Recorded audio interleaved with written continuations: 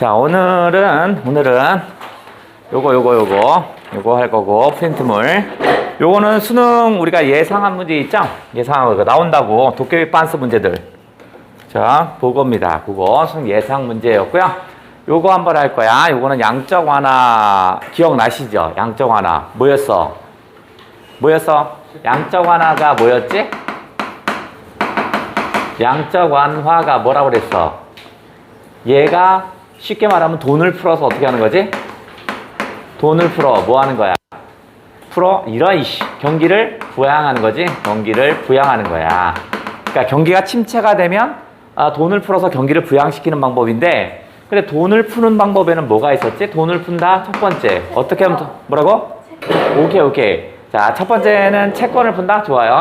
그럼 채권인데, 자, 채권을 매입해야 할까? 아니면 채권을 어떻게 해서 발행을 해야 할까? 매입. 바깥으로 돈이 풀린다는 건 채권 쪼가리가 나라로 들어오고 나라에서 돈이 바깥으로 나가야 되지. 그지? 그러니까 오케이, 지원이처럼 매입을 해줘야 합니다. 채권 매입. 이런 방법에서 돈을 푸는 방법이고, 또는 뭐 있어 또? 돈을 푸는 방법. 또 다른 방법. 돈 발행하는. 그렇죠. 가장 무식한 방법인데 화폐를 발행하는 거지. 화폐를 발행합니다. 화폐를 발행하는 방법도 되네. 그죠? 화폐를 찍어내면 바깥으로 돈이 막 들어갈 거 아니냐. 이것도 있고, 여러분이 만약에 중앙은행장이면 어떡할 거야? 중앙은행이면 우리나라의 한국은행이죠. 한국은행장이야. 그럼 어떻게 할 거야? 이자를 높여 낮춰? 낮춰. 그죠? 그러니까 그러면 중앙은행이 시중은행에게 빌려주는 금리를 뭐라고 하지? 중앙은행이 시중은행에 빌려주는 돈. 그걸 기준금리 또는 정책금리라고 그래. 그러면 기존 은행들이 우리한테 빌려주는 금리는 뭐라고 그래? 그걸 시중금리라고 그러지. 그지? 가산금리 합쳐서 시중금리. 즉 뭐냐면 기준금리 또는 정책금리를 낮추면 되겠죠. 정책금리를 낮추면 될 거야. 됐지? 이게 지금 돈을 푸는 방법들이 뭐 더 있겠지만 이런 것들이 돈을 푸는 방법이지. 그러면 돈을 풀어서 경기가 이제 부양이 되면 가만히 내비두면 어떻게 돼? 계속 돈만 풀면 나중에 어떻게 되지? 다 우리들이 돈이 많아지면 어떻게 돼? 물가가 상승하겠죠. 그걸 뭐라고 그래? 인플레이션이 발생하잖아. 그러면 인플레이션이 발생하기 전에 뭐 해야 한다고 그랬어? 나갔던 돈을 다시 수거한다고 그랬지. 그걸 뭐라고 그래? 그걸 테이퍼링을 한다고 그랬지. 테이퍼링해서 돈을 천천히 수거하는 거라고 했잖아. 지금 요즘 막 쭉 나오는 게 테이퍼링에 대한 얘기가 쭉 나오고 있어요. 그죠? 미국이 테이퍼링을 한다 안 한다 해요. 즉 어떻게 써? 나갔던 돈을 다시 끌어들이려면 어떻게 써요? 자산을 매입하는 걸 그만해야 할 테고요. 적게 할 테고, 지금 미국이 그러고 있어요. 그 다음 어떻게 써? 화폐 발행하는 걸 멈춰야 될 테고, 기준금리는 어떻게 할까? 높이겠지. 그죠? 이런 과정을 거치는 거야. 됐냐? 그래야 나중에 뭐가 일어나는 거? 인플레이션이 되는 걸 막죠? 그래서 양적 완화의 가장 마지막은 뭐야? 테이퍼링이야. 됐죠? 이게 한 사이클로 잘 돼야 경기가 부양이 되는 거야. 그래서 제가 요 놈이 나올 것이다 라고 예상을 했잖아. 그죠? 그러면 요거와 비슷한 단락을 한번 공부를 한번 해보자고. 할 수 있는지. 우리가 배운 건 여기까지 한번 배워봤는데, 그럼 제 시문 속에서 한번 해보자. 보자마자 단락을 나누는 거죠. 그죠? 한번 나눠봐. 몇 단락으로 되어 있냐면, 하나, 둘, 셋, 네 단락으로 되어 있네. 그죠? 총 네 단락으로 되어 있는데, 세 번째 단락이 조금 많이 좀 기네. 할 수 있을 것 같아. 자, 첫 번째 단락 한번 출발해 볼게요. 출발! 먼저 해석. 빗금 치고, 밑줄 치면서 해석.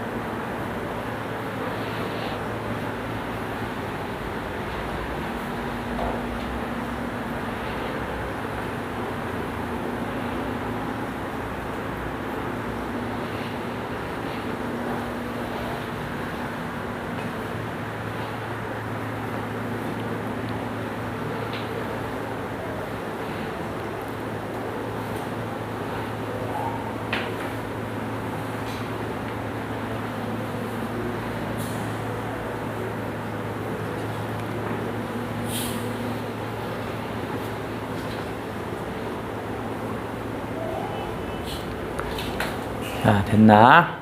됐어요? 자, 해볼게.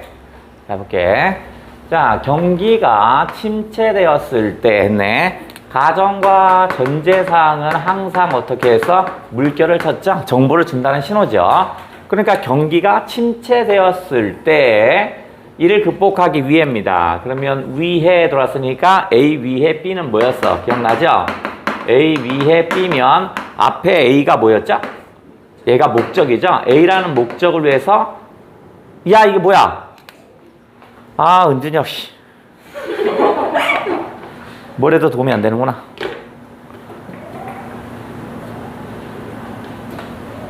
왜 그러지?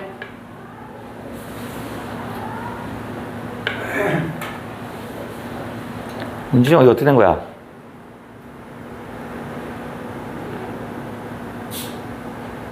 됐다. 그래서 이게 다 은준이 때문이고 A라는 목적을 위해서 뭐야 이거 B라는 방법을 이용해야겠지. 그죠? 그러면 아까 목적이죠. 이것을 극복하는데 이것이 뭐냐면 경기 침체겠죠. 그죠? 그러니까 목적은 극복하는 게 경기 침체를 극복하는 게 목적이겠지. 그래서 뭐 하냐면 사용한대요. 그죠? 이게 방법이겠죠. 근데 뭘 사용해? 옆에 전통적인 통화 정책을 사용하겠지. 그러면 전통적인 통화 정책을 사용하는 건데 자, 이거 나올 때 우리가 딱 눈여겨봐야죠. 전통적인 이런 말이 나오면 항상 체크해야 되지. 왜 그럴까? 자, 이렇게 전통적인, 그 평가원은 전통적인 또는 일반적으로 이런 말 나오면 평가원은 항상 어떻게 한다고 그랬어? 오케이. 전통적인 게 있으면 어딘가에는 뭐야? 전통이 아닌 게 있을 거야. 그래서 이거를 두 개 짝을 지어달라고 그랬지. 그죠? 지금 처음 읽고 있으니까 어디 있는지 모르겠어. 근데 그걸 예측하고 있으라고요. 일반적으로도 마찬가지지. 일반적으로가 나오면 어딘가에서 뭐야? 일반적이지 않은 부분이 있을 거야. 그걸 짝을 지어서 해석을 해내야 합니다. 이게 다야. 그러니까 짝을 지어서 해석해내는 게 국어의 전부야. 그러면 전통적인 통화 정책은 특정한 단기금리를 정책금리로 정했대요. 그러면 단기금리를 정책금리로 정했대요. 정책금리는 우리가 뭐와 같다? 이거와 같은 말이 뭐야? 이게 기준금리와 같은 겁니다. 기준금리와. 그러면 기준금리와 정책금리 뭐 이런 것들은 어떻게 되는 거냐면 아까도 잠깐 설명했는데 중앙은행 있죠? 모든 나라는 중앙은행이 있어. 우리나라는 한국은행, 미국은 뭐 연준이 뭐 이런 거 있었죠? 중앙은행이 일반 은행들이 여러 개들이 있을 거 아니야. 그죠? 그러면 얘가 얘한테 빌려주는 돈은 뭘까요? 이런 일반 은행에 대해 빌려주는 돈을 뭐라고 한다고요? 정책금리. 그렇죠. 정책금리 또는 기준금리. 그렇죠. 같은 말이야. 기준금리입니다. 얘가 정책금리, 기준금리야. 그러면 일반 은행들이 어떻게 써? 뭐 철수라든가 영이라든가 이런 사람들한테 돈을 빌려줘야 할 거 아니니? 그럼 어떻게 써? 얘네들도 어떻게 써? 기준금리를 정책금리 또는 기준금리로 돈을 빌려왔죠. 여기에 지네들 먹고 살 걸 뭐라고 그래요? 그걸 가산금리라고 그래요. 가산금리.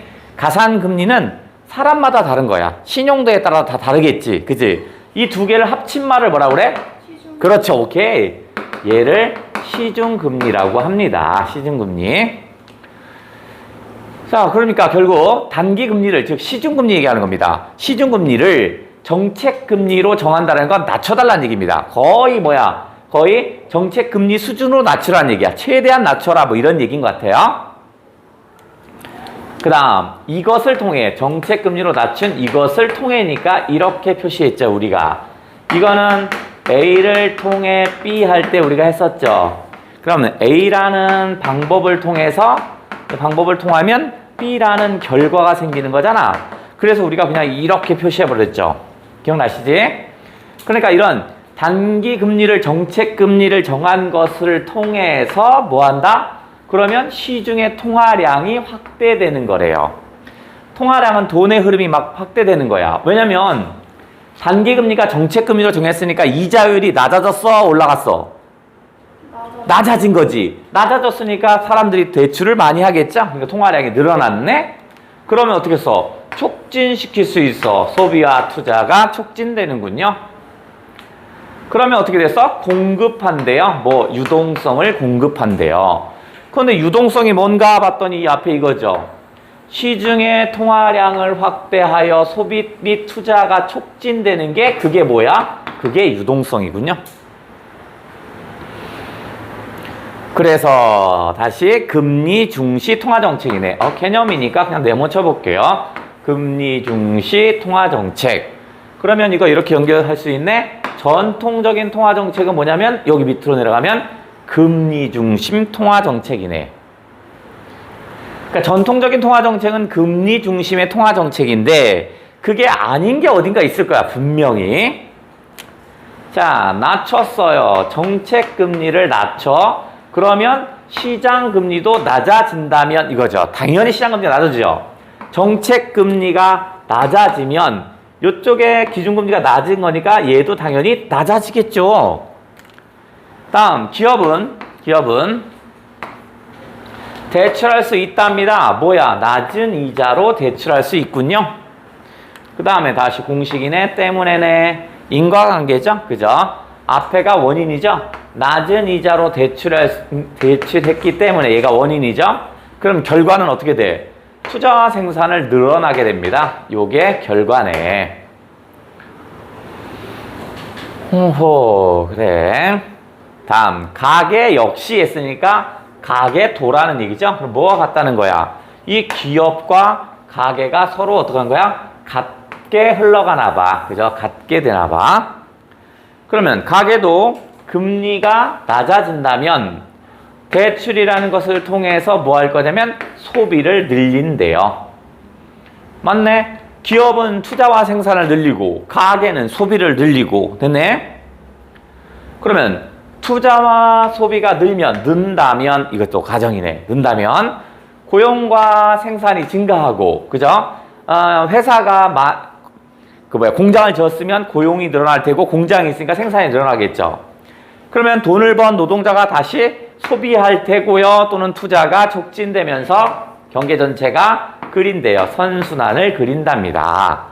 오케이. 첫 번째 단락 쭉 했네. 다음 두 번째 단락 출발해 볼게요. 두 번째 단락 출발.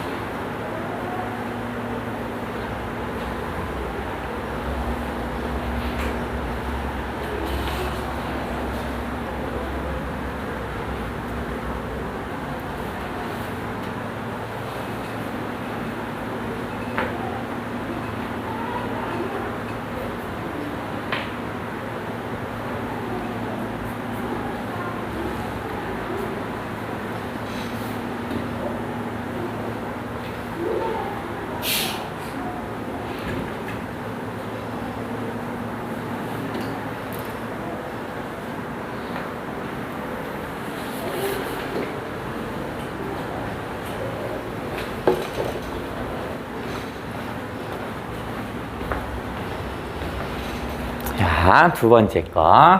그러니까 첫 번째 단락이 뭐냐면 전통적 통화정책이었죠. 전통적 통화정책은 뭐였냐면 금리 우선이라고 그랬어. 금리 중심. 그러나 했으니까 이제 반대네. 글로벌 금융위기를 극복하기 위해서 그러면 자 글로벌 금융위기가 뭐였냐면 한번 설명해 줬죠. 2008년도에 전 세계적으로 부동산 가격이 뚝 떨어졌다고 그랬죠. 그래서 어떻게 전 세계의 나라가 어떻게 했어? 그 부동산 가격이 떨어지면 문제가 어떤 문제가 발생하냐면 이런 식이야. 내가 1억짜리 집을 샀어요.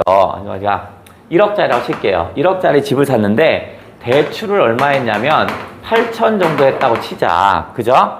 그런데 대출을 8천원 했는데 집값이 떨어졌어요. 집값이 떨어져서 이거 7천만 원이면 어떻게 되는 거야? 이게 7천만 원이 돼버리면 대출은 8천만 원 했죠. 그러니까 어떻게 해서 마이너스 돈이 돼버리는 거야. 그죠? 그러니까 어떻게 써요? 다 사람들이 망하는 거지. 그러니까 나라에서 이렇게 하면 안 될 거니까 부동산 가격이 떨어지는 걸 막으려고 합니다. 그럼 그걸 막으려면 어떻게 하겠어? 막으려면 바깥에 어떻게 써? 자꾸 투자하게 사고 파는 거래가 많아져야 되지. 그러려면 돈이 필요해 안 필요해? 필요하면 중앙은행이 어떻게 할까? 아까처럼 돈을 막 풀었던 거야. 근데 돈을 풀었더니 전 세계에 있는 사람이 똑같은 생각을 합니다. 돈을 풀어서 일부는 공장을 짓고 투자를 하고 소비를 했지만 일부는 이런 생각합니다. 부동산 가격이 떨어졌는데 그걸 올리려고 금리를 낮췄어? 그럼 금리가 거의 0%인 거야. 그럼 내가 풀로 땡겨서 부동산을 하나 쌀 때 더 사놓으면 돈 올라갈 거 아니야? 그래서 이 사람들이 뭐해? 부동산을 사기 시작합니다. 그러니까 딴 데 투자해서 공장을 져서 이렇게 선순환이 돼야 되는데 다 부동산을 끌어들이는 거야. 그러니까 경기가 좋아지지 않는 거야. 그래서 어떻게 더 좋아지게 하려고 어떻게 해서 각종 자산을 계속 막 적극적으로 매입합니다. 너 뭐 자산 있어? 너 채권 발행해. 좋아, 내가 사줄게. 너 뭐 할 거야? 내가 사줄게. 바깥쪽 돈을 막 풀었어요. 그랬더니 간신히 좋아지기 시작하는 거야. 그래서 어떻게 해서 나갔던 돈을 다시 뭐 한다고 그랬어? 회수해야 되지. 테이퍼링을 하려고 했는데 그게 어떻게 해서 너무 크게 오는 거야. 그죠? 그러니까 1% 올렸다고 하지만 그것이 너무 내가 예를 들어서 집을 50억짜리 강남 집을 10채를 샀다고 칠게. 그러면 1%만 올리면 0%에 1% 올리면 50억짜리니까 5천만 원이잖아.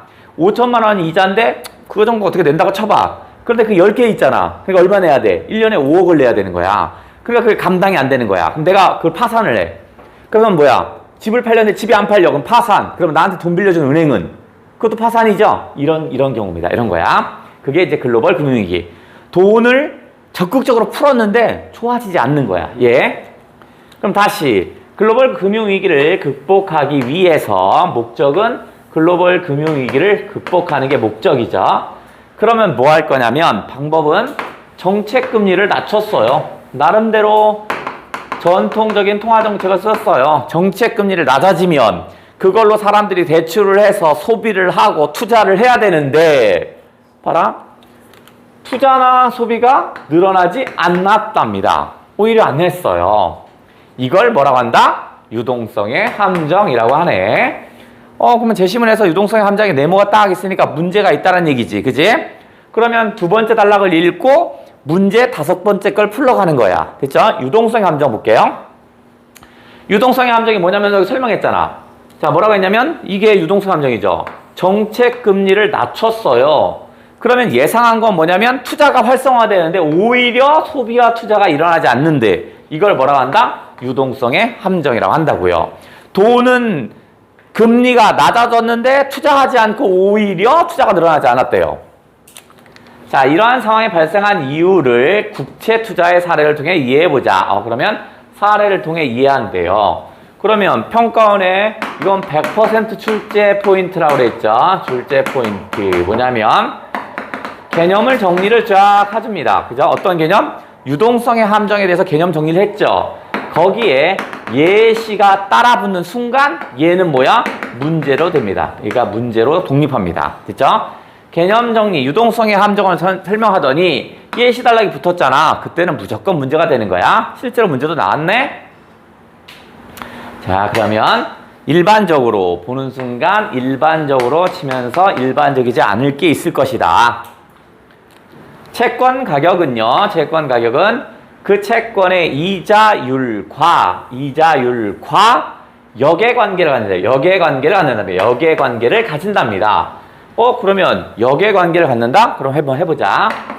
자, 그대로 옆에 하면 되겠죠. 채권 가격과 채권 이자율은 역의 관계래요. 이자율은 여긴 채권 이자율입니다. 나오지 않았지만, 여기 써있구나.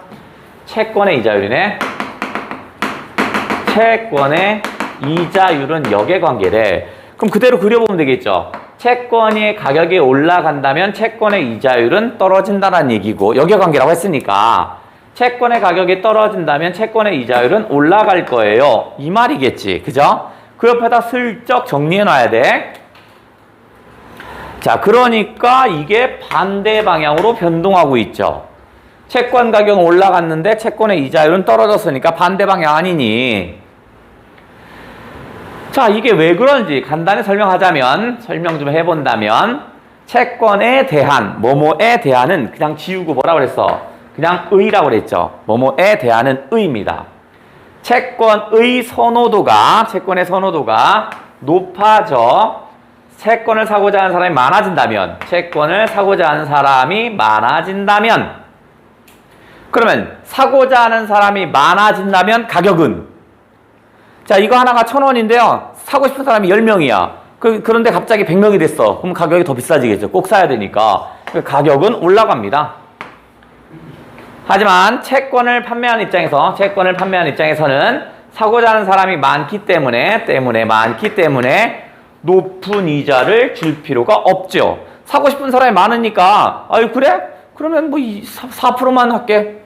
그래도 많아. 그래? 3%만 할게. 이래도 된다고요. 됐죠? 그러니까 채권 가격이 올라가면 채권의 이자율은 낮춰도 되는 겁니다. 낮춰도 살 사람 많으니까. 됐죠? 오케이.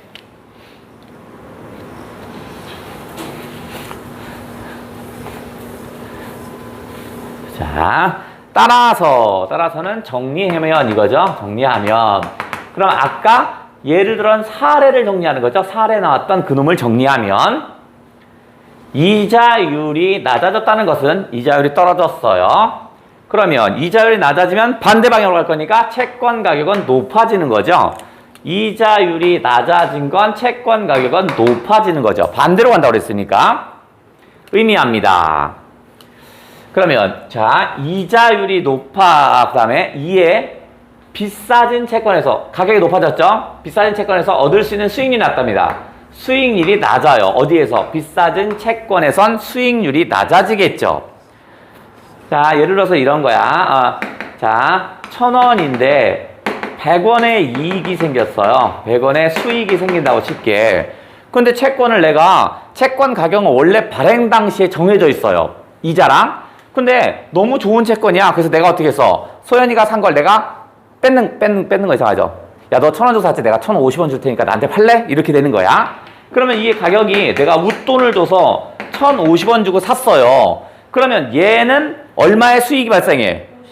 잠깐, 원래는 100원의 수익이 생기는 거지. 근데 내가 웃돈 50원을 줬으니까 결론적으로는 얼마야? 50원의 수익밖에 생기지 않는 겁니다. 됐죠?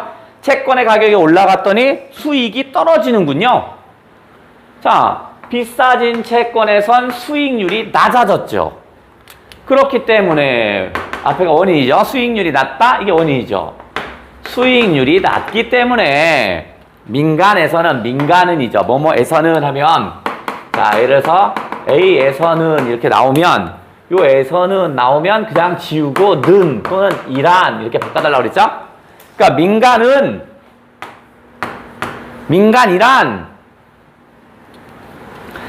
채권 매입과 같은 채권 매입이 투자군요. 그죠? 그러니까 투자를 기피하고 안 해요. 수익률이 떨어지니까 더 이상 투자를 할 필요가 없는 거죠. 100원의 이익이 생길 때는 적극적으로 투자를 하겠는데 10원밖에 이익이 생기지 않아. 그럼 투자할 필요가 없죠. 불안하잖아. 그래서 다시 위기에 대한, 뭐뭐에 대한은 그냥 의라고 했죠. 위기의 부담감으로 소비도 위축됐어요. 왜냐면 부담감, 위기에 대한 부담감. 망할 수도 있죠. 그래서 시중에 돈이 충분하게 공급되었는데 어떻게 써? 돈을 쌓아두는 현상이 나타났답니다. 그러니까 투자하지 않고 쌓아놔 버렸네요. 그죠?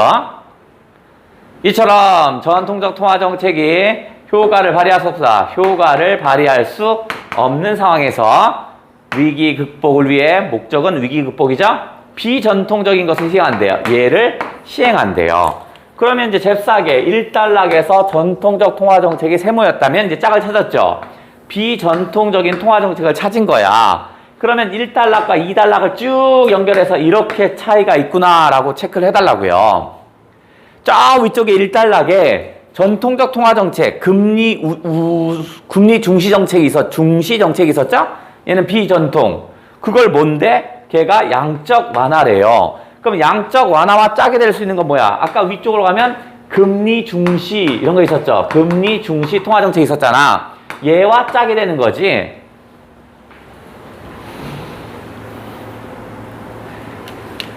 자, 그러면 이 상태에선 유동성의 함정을 풀 수 있는 거니까 5번을 풀 수 있습니다. 5번. 자, 5번 한번 풀어봅니다. 5번.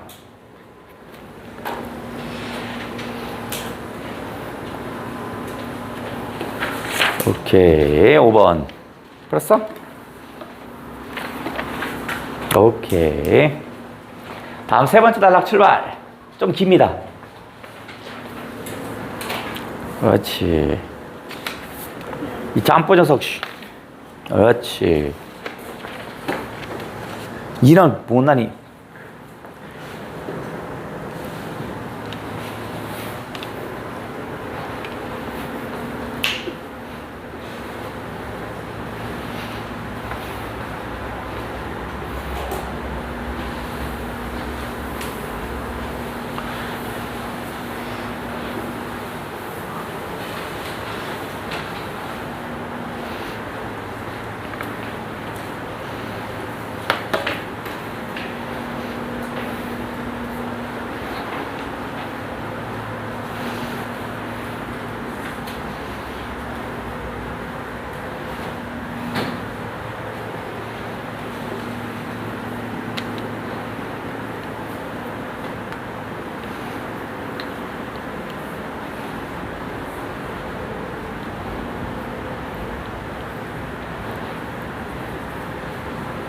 오케이.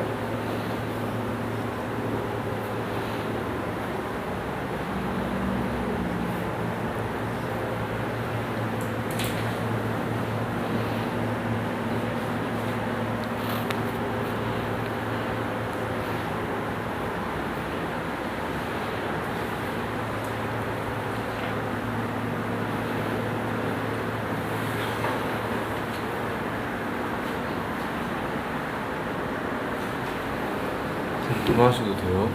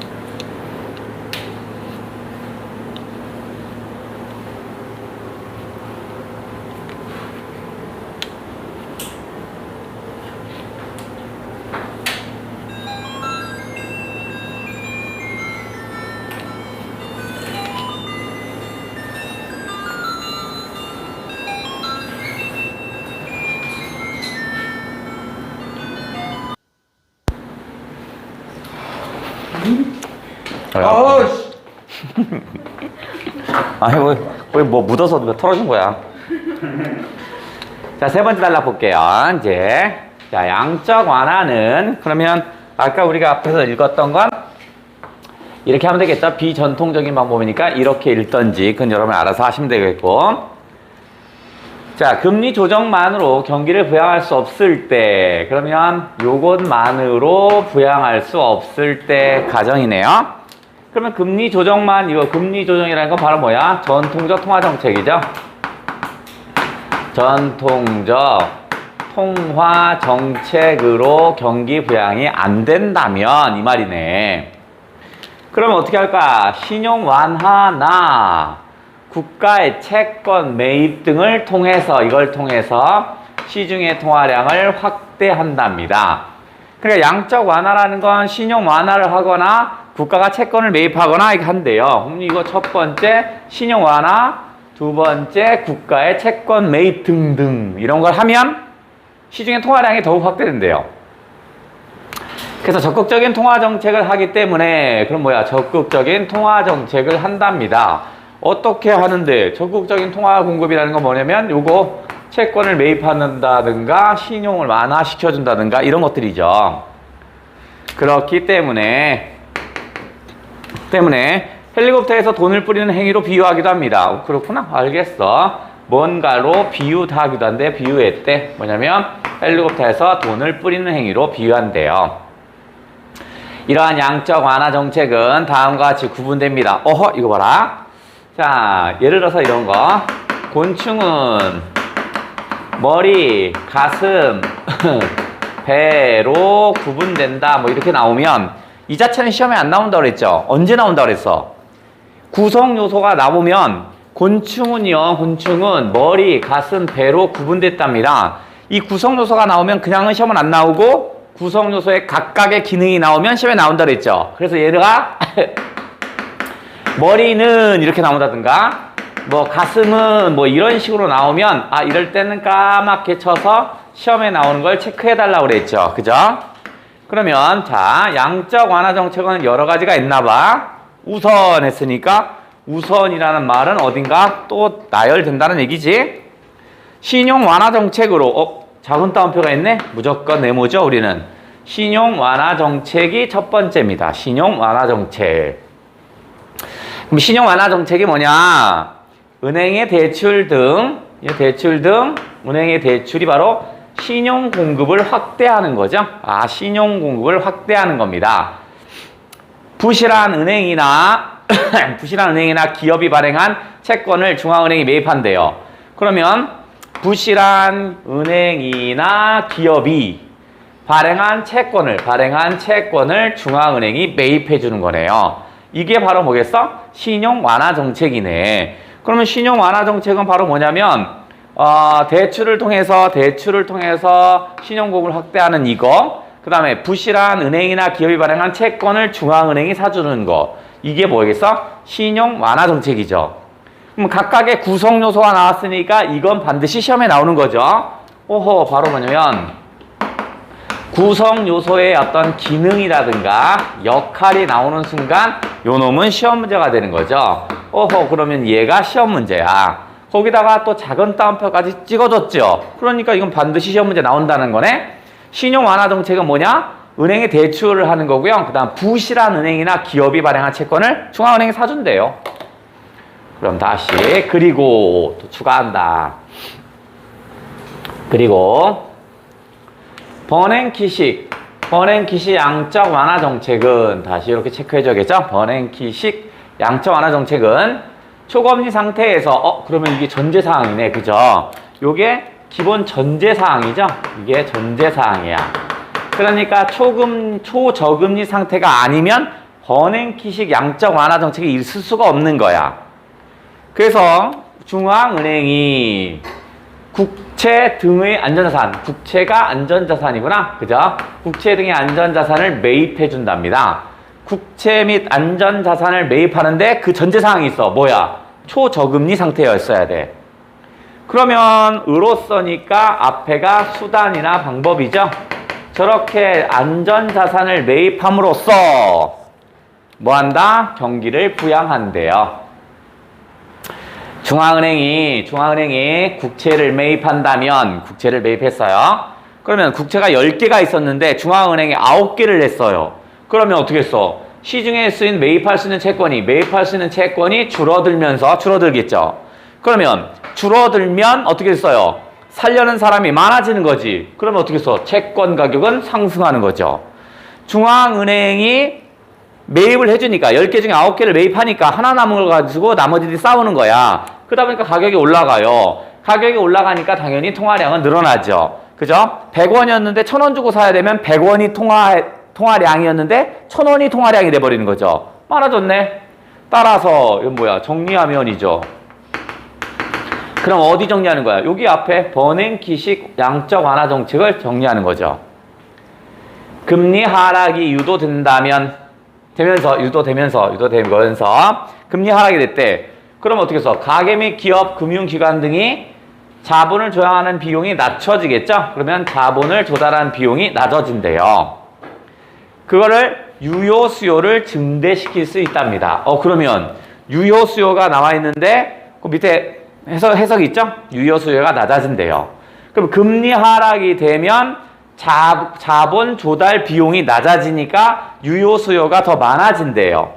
자본 조달하는 비용이 낮아진다는 건 그러니까 가격이 싸지니까, 또는 뭐냐면 이자를 내야 할 게 적어지니까 살 수 있는 게 더 많아지죠. 그러니까 유효 수요가 증대된 상태겠죠. 마지막으로 명시적 통화 재정책은 이는 극심한 유효 수요 부족 시 그러면 이것도 전제사항이네. 그죠? 이게 전제사항이죠. 극심한 유효 수요가 부족해야 합니다. 그러니까 살려고 하는 것이 너무 없어. 너무 안 사대.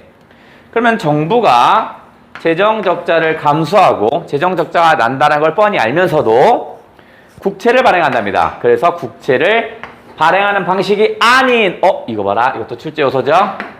A가 아닌 B 하면 어떻게 했어? A를 밑줄 치고 아닌에다 X표 땅 치라고 했죠. 그 초점은 어디야? B가 초점이지. 그죠? 그러니까 재정 적자를 감수하고 국채를 발행하는 방식이 아니고요. 국채 발행 방식이 아니고요. 중앙은행이 가진 화폐 발행 권한을 통해서 상환 부담이 없다. 이걸 통화를 시장에 공급한답니다. 우리가 아까 했던 돈을 찍어내는 거군요. 그죠? 나라에서 돈을 찍어내니까 누가 빌린 사람이 없잖아. 갚아야 할 사람이 없는 거죠. 빌린 사람이 없으니까 갚을 사람이 없어. 그러니까 상환 부담이 없겠죠. 뭐 이렇게 길어, 이씨. 이게 마지막인가? 자, 이러한 방식은 채권 발행을 통해서 조달한 재정 지출과 같이 정부의 재정 적자는 발생하지만 했네. 그러면 요건 뭐야? 공통점이죠? 공통점이네. 바로 뭐야? 정부의 재정 적자가 발생한다는 것은 공통점이네. 하지만 원리금 상환 부담이 없어. 공공부채가 발생하지 않습니다. 이건 뭐겠어? 차이점이지. 차이점. 정부의 재정 적자는 생깁니다. 그죠? 채권을 사든지 돈을 찍든지. 하지만 뭐는 없어? 원리금 상환 부담이 없는 거야. 그래서 공공부채는 없더래요. 또한 또 추가합니다. 일반적인 양적 완화 방식과 달리 나왔네? 그러면 일반적인 양적 완화 방식 이렇게 읽는다면 요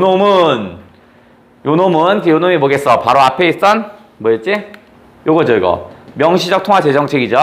얘는 정부의 재정 적자는 발생하지만 또 했던 말이네. 정부 재정 발생한다는 거. 하지만 뭐가 없어? 상환 부담이 없어요. 시중의 통화량 증대가 영구적입니다. 그러니까 돈이 영구적으로 돌아가는 거야. 왜냐면 돈을 10개를 더 찍었으니까 원래 10개가 돌고 있는데 10개를 더 찍었으니까 20개가 돌고 있다고. 계속 20개가 돈다고요. 한편 경기 부양을 위한 목적은 경기 부양이네. 목적은. 그다음 질적 완화 정책도 있군요. 요것도 있네. 질적 완화 정책도 있어요. 이는 중앙은행이 유동성을 공급하는 것과 달리 했죠. 그러면 중앙은행이 얘는 하나 읽을까? 중앙은행이 유동성을 공급해요. 그와 달리 중앙은행의 자산의 질적 구성 변화를 바꿔버린대요. 유동성을 공급하느냐, 질적인 구성 변화를 바꾸냐 이겁니다. 그걸 통해 금융 안정을 가져오고자 하는 방식입니다. 즉 중앙은행의 자산이나 부채 규모는 변동이 없지만 위험도가 낮은 국채와 같은 안전자산 대신 위험도가 높은 주식과 같은 그럼 이거네. 위험자산의 비중을 확대하는 거요. 결국 이놈은 위험자산의 비중을 확대한대요. 예를 들어서 자, 중앙은행에 빚이 얼마 있냐 했더니 200원이 빚이야. 마이너스 200원이 있다고 칠게요. 그런데 빚은 안전자산인 것에다가 마이너스 100원, 그 다음에 다소 좀 불안전 자산에 대한 마이너스 100원이 있다고 칠게요. 그럼 질적 변화를 한다는 건 뭐냐면 전체 빚의 크기는 변함이 없어요. 200원의 빚을 진 건 같습니다만 안전 자산을 오히려 갚아줍니다. 그러면 어떻게 써? 얘가 마이너스 50을 되고요. 불안전 자산을 더 사주는 거야. 그럼 얘가 150원이죠. 어차피 빚은 200이죠? 그러니까 나라가 불안전 자산을 더 빌려오는 겁니다. 예를 들어서 얘네 회사는요 아주 허름해요. 그래서 불안전해요. 그래서 내가 은행 입장에서 쟤한테 빌려주질 않아요. 왜냐면 제가 돈을 떼먹을 수 있거든요. 안 빌려주거든요. 근데 지금 요 집은요 어떻게 하냐면 아주 잘 갚아요. 신용도가 좋아요. 그래서 내가 얘를 돈을 빌려준다? 늘 빌려줘 왔어요. 그럼 어떻게 되지? 얘는 회사가 돌아가지만 얘가 회사가 안 돌아가는 거야. 그때 어떻게 하냐면 중앙은행이 여기 소연이한테 내가 돈을 일정 정도 갚아요. 그러나서 쟤한테 돈을 더 빌려주는 겁니다. 무슨 말인지 알겠죠? 왜냐면 얘는 어차피 돈을 어디든지 빌려주니까 어차피 회사는 돌고 있으니까 이쪽 회사를 돌리려고 돈을 더 주는 거야. 이런 방식으로. 또한 신용 완화 정책과 달리 신용 완화 정책 아까 있었죠. 대출 이런 거. 질적 완화 정책은 부실 자산이 아닌 A가 아닌 B 시험에 나온다고 그랬죠. 부실 자산이 아닌 투자 수익률이 불확정한 위험 자산을 매입하여 경기를 부양하는 거래요. 그러면 신용 완화 정책이 부실 자산이죠. 얘가 부실 자산을 가져오는 거고요. 질적 완화 정책은 뭐야? 불안정한 위험 자산을 가져오는 겁니다. 그죠? 이게 1년 뒤에 성공할지 2년 뒤에 성공할지 이게 헷갈리는 이런 거를 얘기하는 거고, 부실 자산은 원래 못 살아. 뭐 이런 거야. 원래 쟤는 안 돼. 이거고, 이거 성공할 것 같은데 언제 성공하지? 이런 게 불안정한 거야. 불확실한 거. 그러니까 질적 완화 정책은 불안정한 위험 자산에 투자하는 거고, 신용 완화 정책은 부실한 자산에 투자하는 거야. 됐죠? A가 아닌 B는 항상 시험 문제 나온다고 그랬죠? 어딘가 반드시 이놈을 이용할 겁니다. A가 아닌 B 반드시 이용할 거야. 자, 이번엔 네 번째 단락 마지막 거 읽고 문제까지 도전. 다 맞춰버리자.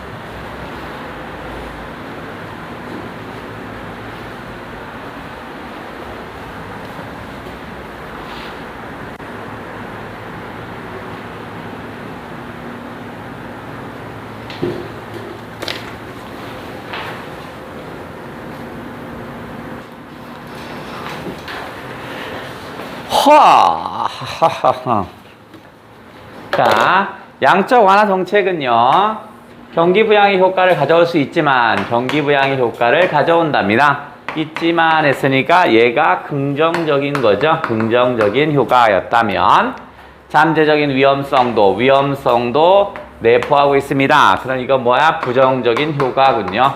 긍정, 부정 효과가 다 있네. 정부가 민간의 민감의 위험 요소들을 대신 책임지는 이것을 통하면 그러면 어떻게 된다? 도덕적 해이가 발생할 수 있답니다. 에이, 마음 어때? 정부가 다 구해줄걸? 뭐 이런 거. 그 다음에 정책이 목표했던 수준을 넘어선 뭘 가져서 인플레이션을 초래하여 자산 가격이 지나치게 상승할 수도 있습니다. 돈을 풀었으니까 인플레이션이 발생할 수 있다고요. 그러니까 인플레이션 발생하기 전에 뭐 한다고요? 테이퍼링 한다고요. 그죠? 따라서 정리하면 양적 완화로부터 정상적인 통화 정책으로 회귀하는 출구 전략이 있어야 돼요. 이게 뭐야? 테이퍼링이요. 이게 테이퍼링이야.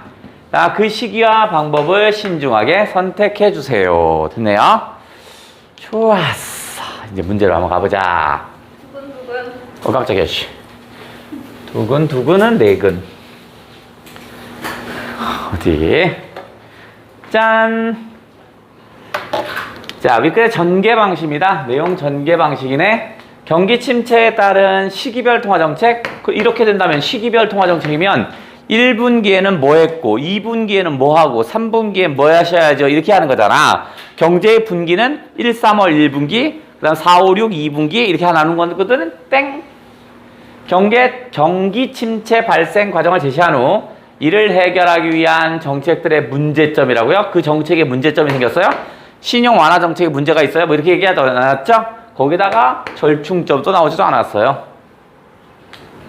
그 다음 경기 침체 극복을 위한 특정 정책이 등장하는 배경. 그쵸. 전통적 통화 정책, 그 다음 비전통적인 통화 정책 제시하고 글로벌 금융 위기 이거. 정책의 시행 방법과 그 효과를 설명했죠? 정답입니다. 경기 침체와 정책 금리의 관계를 고찰하고 자산 매입을 중심으로 하는 정책과 대비되는 거 했다고요? 자산 매입과 채권 매입과 반대되는 거 그렇게 얘기한 적 없어요. 경기 침체의 경기 침체가 발생했을 때 이거 해주세요 이렇게 했거든요. 경기 침체의 원인을 얘기한 적이 없어요. 경기 침체가 발생했다면 이거 해주세요 저거 해주세요 이렇게 얘기했어. 자, 1번 한번 해결했고 2번 자, 요놈은 또 뭔가 보자. 가장 적절한 것. 정책 금리가 낮추면 기업의 투자와 소비가 어떻게 했어요? 늘어나겠죠? 금리가 낮으니까 더 투자를 많이 할 거잖아. 그러니까 늘어나야지. 채권이 비싸지면 채권 수익률이 어떻게 해서 아이고 떨어져야죠. 채권이 비싸면 수익률은 반대 방향으로 간다고 그랬잖아. 그래서 채권 투자자가 수익률이 작으니까 줄어들겠죠. 무게 많이 틀렸어 이건. 금리가 올라가면 기업의 자본 조달 비용이 올라가죠. 금리가 올라가면 비용이 올라가지. 그러니까 유효 수요는 줄어들겠죠. 번행키식 양적 완화 정책은 중앙은행 외에 금융기관들이 그러면 번행키식 양적 완화 정책 네모친 대로 거기 가야죠. 걔는 뭐라 했어? 중앙은행이라고 했죠. 왜가 아니죠? 중앙은행이입니다. 그러면 정답은 5번이구나. 양적 완화 정책은 정책의 목표 수준을 넘어서 물가 상승이나 민간의 도덕적 해이가 생길 수 있다고 그랬죠. 다음. 자, 요런 문제가 제일 어려운데 자, 여기에 끊어볼게요. 자, 문제 내는 방식에 두 가지가 있습니다. 자, 윗글을 바탕으로 이렇게 내는 문제가 있고요. 바탕으로 이렇게 내는 문제가 있고, 그 다음 뭐냐면 보기를 참고하여 이렇게 내는 두 가지 종류가 있어요. 참고하여 이렇게 두 가지 종류가 있어. 그러면 이거 각자 문제 푸는 방식이 참고하여라고 쓴 것은요, 보기에서 새로운 정보가 추가되는 겁니다. 얘는 보기에 새로운 정보가 추가되는 겁니다. 그러니까 그 제시문을 읽어서는 알 수 없는 정보를 보기에서 하나 더 준 거야. 그럼 이거 문제 풀 때의 포인트는요, 새로운 정보를 찾는 게 중요합니다. 도대체 뭐가 새로운 정보가 있는지 보기 박스에서 새로운 정보를 반드시 찾아내야 합니다. 그러면 윗글을 바탕으로 이렇게 나옵니다. 보기를 이해한대요. 이렇게 나와. 그러면 이거는 짝짓기 문제입니다. 짝짓기 문제야. 뭐가 짝짓는 거야? 윗글과 보기를 짝지어주면 됩니다. 짝짓기 문제구나 이건. 그럼 짝짓기가 어떻게 하는 건지 한번 볼게요. 자, 요놈 짝짓기 해보자. 보기 박스. A국은 경기가 침체되자 우선 정책금리를 낮춰서 시장의 유동성을 공급했답니다. 아, 요게 뭐야? 짝짓기 하면 이게 뭐야? 전통적 통화정책이죠. 전통적 통화정책을 먼저 했구나. 우선 했으니까. 그런데 금리가 하한에 도달했지만 시장의 유동성이 제대로 공급되지 않는 상황이 발생했대요. 그러니까 전통적 통화정책으로는 안 됐어. 이러한 상황에 벗어나기 위해 A국은 중앙은행은 대출 기준 완화 대출 기준 완화, 대출 만기일 연장했대요. 이게 뭐야? 신용 뭐였지? 무슨 정책이지? 신용 뭐지? 신용 뭐라 그러냐? 완화 정책인가 뭔가 있지? 신용 완화 정책. 신용 완화 정책이군요. 완화 정책이네. 정책과 더불어니까 플러스 국채를 지속적으로 매입했습니다. 이것도 뭐야? 신용 완화 정책이겠죠. 다음 더불어 부실한 더불어 했고요. 부실한 채권을 특정 매입함으로써 어때요? 국채를 매입했다? 이거 국채를 매입한 건 뭐야? 국채를 매입하고 이거 뭐야? 번행키식이네. 그지? 그러니까 국채를 매입했다 이게 아니고 이게 뭐야? 번행키식이죠. 그 다음에 부실한 채권을 매입하는 이것도 번행키식에 해당되는 거죠. 그죠? 신용 완화. 부실한 채권을 완화하는 것은 신용 완화 정책이었죠. 요거였네. 그러니까 신용 완화 정책과 번행키식 정책을 두 개를 했다는 얘기야. 이러한 노력을 통해 정책의 목표치를 달성하게 되면서 A국은 중앙은행의 저금리 정책에서 정책금리를 인상하는 방법으로 선회했습니다. 이제 원래로 돌아왔군요. 그러면 전통적 통화정책을 했는데 안 돼서 신용 완화 정책과 번행키식 번행키식 양적 완화 정책을 했습니다. 자, 적절하지 않은 겁니다. 자, 1번. A국은 경기 침체 극복을 위해 전통적인 통화 정책을 먼저 했죠. A국의 중앙은행은 비전통적인 통화 정책인 신용 완화 정책했죠. 오케이. A국은 가계, 기업 및 금융기관 등의 자본 조달 비용을 낮추고자 한 거죠. 돈을 공급하려고 하는 이유가 바로 뭐냐면 금리를 낮추려고 하는 건 다 자본 조달 비용을 낮추려고. A국은 중앙은행은 위험 자산의 비중을 높여 자산의 질적 변화죠. 이건 뭐야? 질적 변화 어쩌고잖아. 아까는 뭐야? 질적 변화가 아니라 벌써 아까 질적인 것은 불확실한, 불확정한 것을 사는 거지 부실한 걸 사는 게 아니라고 했잖아. 얘는 부실한 걸 샀으니까 신용 완화에 해당되는 거잖아. 요건 안 했지. 4번이지. A국의 정책금리가 하한에 도달했을 때 신규 채권 가격은 정책금리를 낮추기보다 상승했습니다. 맞죠? 아, 더 돈이 많아지니까 사고자 하는 사람이 많겠죠? 그러니까 어떻게 해서 상승했다. 아이고. 자, 이거 기억 디귿으로 적절한 거 잘 안 보이네. 자, 기억은 명시적 통화 재정책, 니은은 채권 발행을 통한 이거네. 기억 디귿은 모두 원리금 상환 부담이 발생합니다. 근데 원리금 상환 부담이 발생하지 않는 건 명시적 통화 재정책은 안 발생하지. 그러니까 기억은 틀렸어요. 기억 디귿은 모두 유효 수요를 감소가 아니라 유효 수요는 증가시키려고 해야지. 그 다음 기억과 달리 니은은 재정 적자가 발생한다? 아니야. 모두 재정 적자 발생. 그 다음 기억과 달리 디귿은 통화량의 증가. 통화량의 증가는 바뀌었죠? 그게 뭐냐면 기억이 통화량의 영구적인 거죠. 니은과 달리 기억은 공공부채가 발생하지 않는다. 정답이었고요. 다음 유동성의 함정이죠. 유동성의 함정은 금리를 낮췄음에도 불구하고 소비와 투자가 올라가지 않는 거죠. 금리를 낮췄음에도 불구하고 소비와 투자가 되지 않는다. 여기 있죠. 통화량을 늘렸음에도 불구하고 소비와 투자가 되지 않았대요. 그건 뭐야? 4번이죠. 너무 빨리 읽으면 3번 쓰는 사람도 있습니다. 그죠? 여기까지 맞으니까 오케이 한단 말이야. 뒤가 틀렸어요. 시장금리가 역행 이 얘기가 아니라 금리가 낮았음에도 불구하고 소비와 투자가 되지 않는 게 유동성의 함정이었죠. 그러니까 이거 끝까지 안 읽으면 3번 쓰고 틀리는 사람이 있습니다. 그럼 얼마나 억울하겠니? 자, 요게 하나 출제된다는 거 우리 한번 체크했고, 다음 시간에 또 나오는 거 한번 쭉 연달아 체크할 겁니다. 자, 이제 문학을 한번 해봐야지.